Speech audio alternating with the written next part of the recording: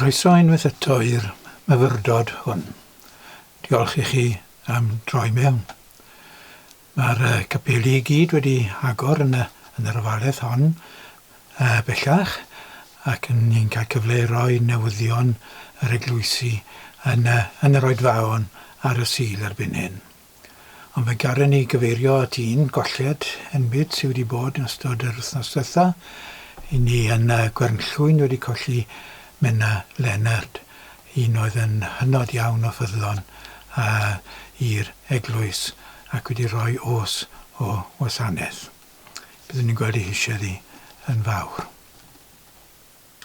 Mae lot fawr o sôn am bwyty newid diwylliant yn digwydd nawr ar y cyfryngau.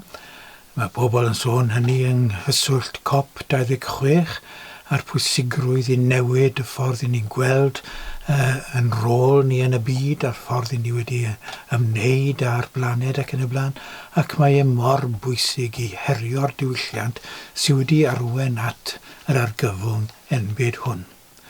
Yn ffordd ni o fyw, am blaenoriaethau ni fel dynoliaeth ar hyd y canrifoedd diwetha, sydd wedi sicrhau bod y blaned yma mewn perygl. Ac dwi ddim unrhyw ormodiaeth I ddweud hynny. Ac mae angen y newid ein ffordd ni o fyw, y newid yn diwylliant. Nid ni yma yng Nghymru yn unig, ond ar draws y byd I gyd, mwyn gallu sicrhau dyfodol i'r ddeiar hon. Y ddeiar yma Duw wedi chreu. Y ddeiar sydd yn dda yn ei olwg e. Na'n wir, yn dda iawn yn ei olwg e. A mae'n bwysig I ni gofio hynny, o gariad y crewd y cyfan. Ac mae ambell un sydd yn dweud mae bwriad Duw yw dinistrio'r byd, ac achub pobl oddi wrth y byd yn ein camarwennu yn ofnadw ac yn beryglus o ofnadw. Ac mae angen herio'r meddylfryd hwnnw hefyd. Mae dweud y pethau hyn yn enw'r arglwydd sydd yn caru'r cyfan yn heresi dychryn. Nawr, mae Iesu yn pwysleisio rhaid newid y diwylliant hefyd. Dyna un peth I ni yn anghofio. Un llais mae angen I godi yng nghanol yr argyfwng hon yw'r ffaith bod Iesu o'r dechrau yn deg yn herio'r diwylliant I oes, yn herio'r ffordd oedd pobl yn meddwl, a'i blaenoriaethau nhw, a'i gwerthoedd nhw, fel mae e'n gwneud o hyd, ac mae angen I ni bwysleisio hynny. Nid dod i'r byd mwyn I ni gael cysur yng nghanol diwylliant enbyd y nath Iesu. Mae hynny'n rhan o beth nath nid dyna'r cyfan. Nid dod i'r byd mwyn gweud mae popeth yn all right, dim ond I chi gredu hyn a hyn, a fe fyddwch chi yn nefoedd nes ymlaen. Na, dod i'r byd mwyn dangos Duw i'r byd, mwyn herio'r byd fel oedd ac mwyn I draws newid mwyn I achub a'i achub ninne yn y broses honno. Hefyd, dyna am nath Iesu, a dyna fel dylen ni weld I ddysgeidiaethau. Llawer gormod o bobl ar hyd yr oesoedd wedi rhoi dysgeidiaeth Iesu naill ochr.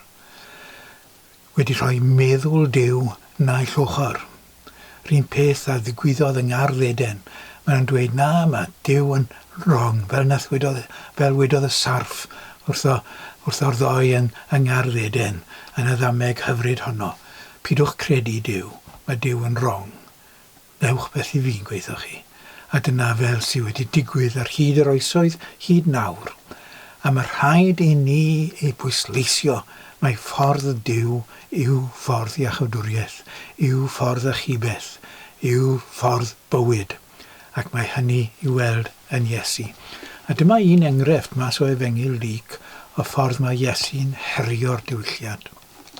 Mae'r un math o ymedroddion a fi'n mynd I darllen nawr o Efengyl Luc yn ymddangos yn Bregaeth ar y Mynydd gyda Matthew hefyd. Ond fi am ddefnyddio fersiwn Luc y tro hwn. Ond wrth i chi sy'n gwrando, rwy'n dweud, carwch eich gelynion. O dyna orchymyn, un o'r chymynion Iesu, gorchymyn sy'n cael ei anwybyddu gan y mwyafrif llethol o hyd yn oed y rhai sy'n galw hunain yn Gristnogion. Carwch eich gelynion. Mae Iesu'n gweithio ni ddysgu'r orchmynion hyn i bobl, ac dysgu nhw yn yr eglwys ac yn y byd yn ogystal. Carwch eich gelynion. Anerchiad i'r eglwys yw'r brigaeth ar y mynydd, rhoi rhanfodion i'r eglwys, ond yn y fan hon mae Luc yn dweud mae brigethu i'r dorf yr oedd yn ei wneud. Carwch eich gelynion. Gwnewch ddeioni i'r rhai sy'n eich casau. Bendithiwch y rhai sy'n eich melltithio. Gweddiwch dros y rhai sy'n eich camdrin. Pan bydd rhywun yn dy daro di ar dy foch, cynygu ar llall iddo hefyd. Pan fydd un yn cymryd dy fantell, paid a'i rwystro rhag cymryd dy grys hefyd. Rho i bawb sy'n gofyn gennyt, ac os bydd rhywun yn cymryd dy eiddo, paid a gofyn amdano nôl. Fel y dymunwch i eraill wneud i chi, gwnewch chithau yr un fath iddynt hwy.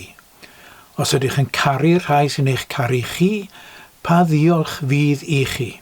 Y mae hyd yn oed y pechaduriaid yn caru rhai sy'n ei caru hwy.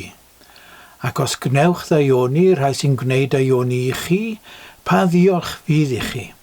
Y mae hyd yn oed pechaduriaid yn gwneud cymaint â hynny. Os rhowch fenthyg i'r rhai rydych yn disgwyl derbyn ganddynt, pa ddiolch fydd i chi. Y mae hyd yn oed bechaduriaid yn rhoi benthyg i bechaduriaid, dim ond iddynt gael yr un faint yn ôl. Nage, carwch eich gelynion, a gwnewch ddaioni, a rhowch fenthyg heb ddisgwyl dim yn ôl. Bydd eich gwobr yn fawr, a byddwch yn blant y goruchaf, oherwydd mae ef yn garedig wrth yr aniolchgar a'r drygionis. Byddwch yn drigarog fel y mae eich tad yn drigarog.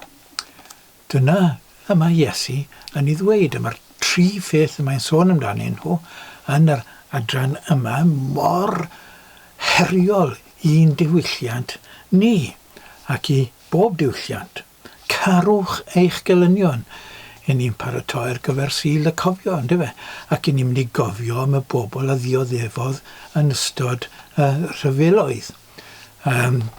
Ond mae'r wrth gwrs yn cael ei gyfyngu mewn rhai mannau gyda'r Pabi Coch er enghraifft i rai sydd wedi marw yn ochr ni ac ddim cofio am bobl yn gyffredinol, ddim cofio am sifiliad ac ati, ond dim ond y rhai oedd yn y lluoedd arfog.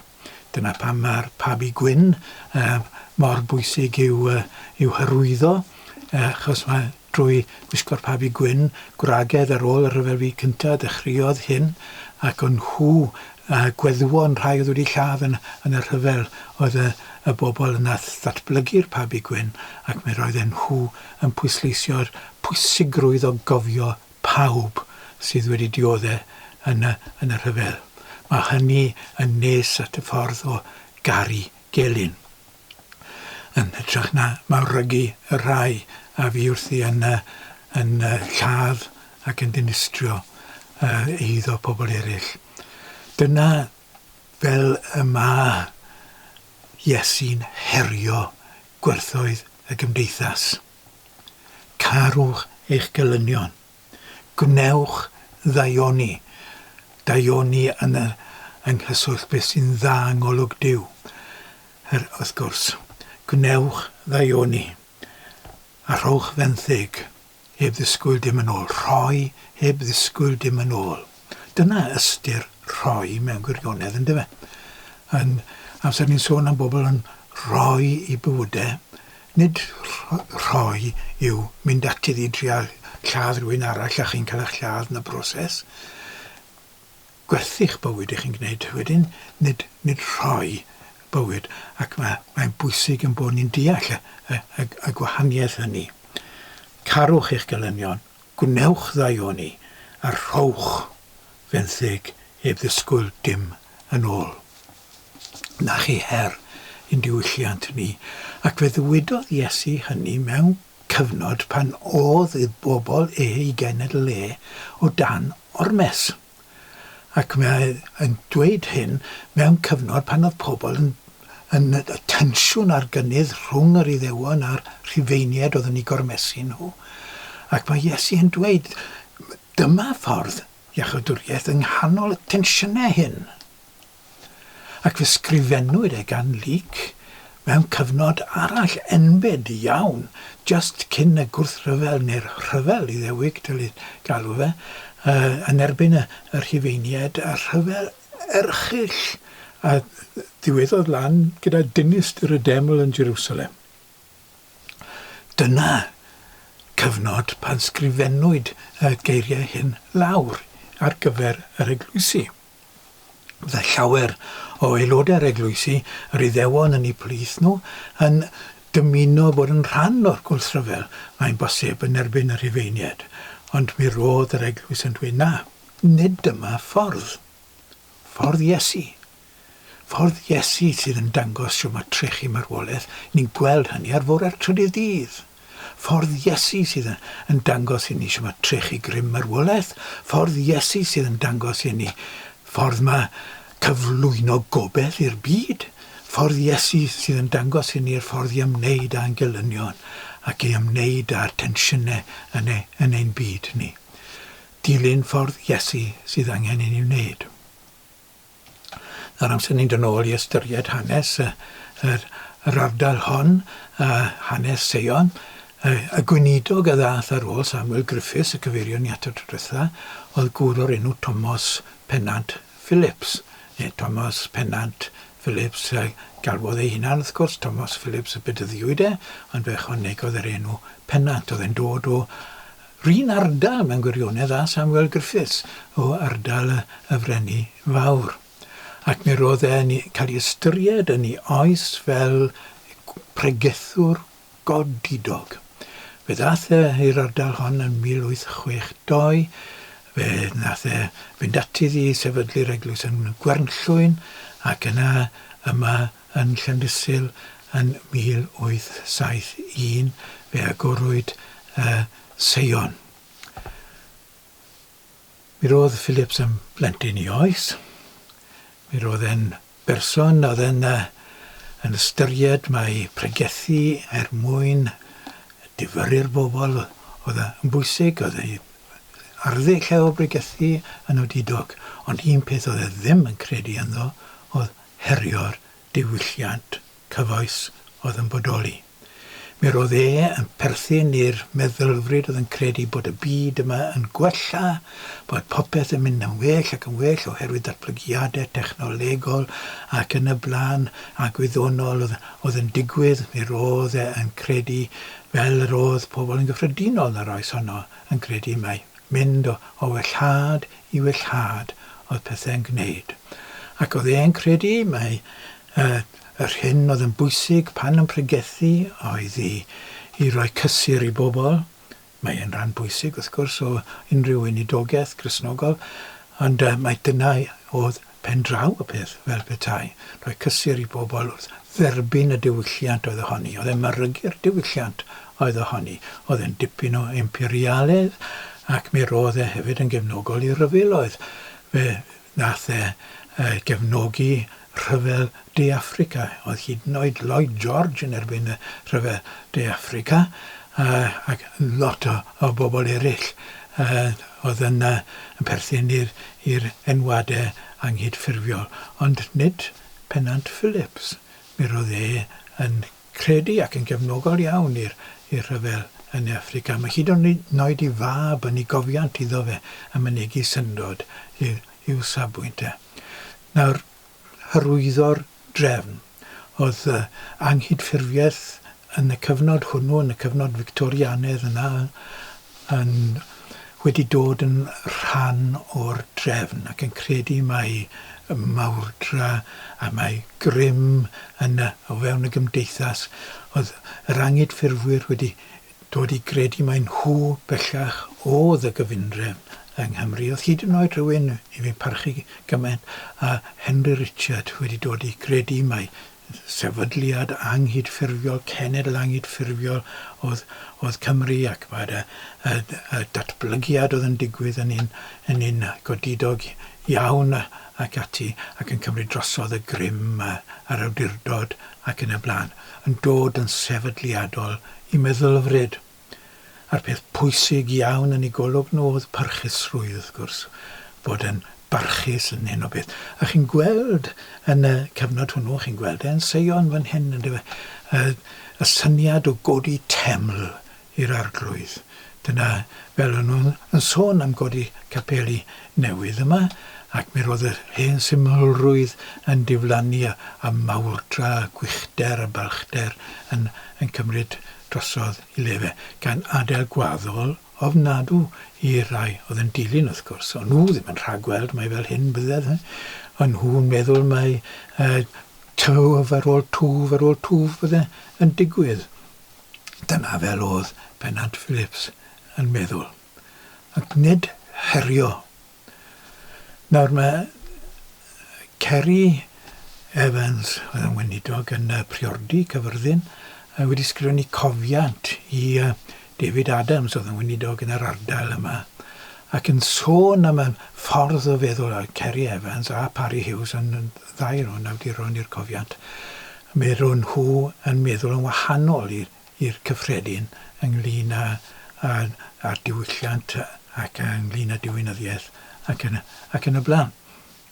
Ac maen nhw'n gweud am bwyty'n meddylfryd oedd wedi effeithio ar Pennant Phillips, ac oedd e'n ystyried John Williams, Castell Newydd Emlyn a Capel Iwan fel ei arwr mawr.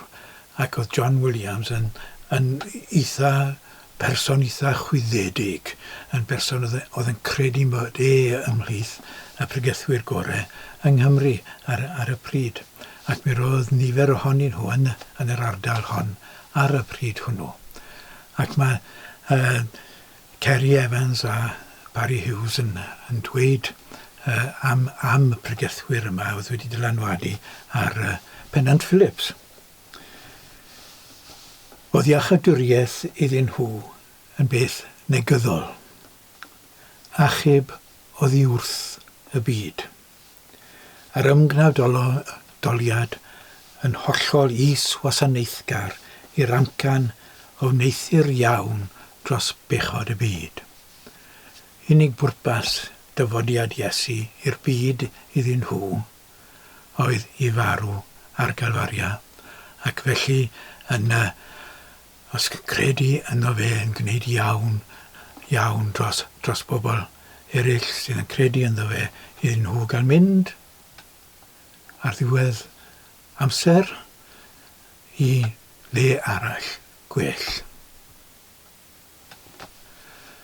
Fel na bydde Pennant Phillips yn meddwl ac yn pregethu hefyd. Ac yn pregethu mewn modd melys iawn. Oedd e'n hynod iawn o boblogaidd. Boes bach, os bydden ni'n gallu cael degfer rhan i gynulleidfa fe, bydden ni yn falch iawn. Ond yn y poblogrwydd hynny, oedd yr Efengyl wedi mynd ar goll. Y newyddion da am gariad Duw at y byd. Y newyddion da am awydd Duw i achub y byd. A'r her i'n cael ni i herio'r byd ac i gyflwyno meddwl Duw yn Iesu i'r byd. Ro nerth i ni wneud hynny o Dduw. Ac wneud hynny yn enw Iesu. Amen.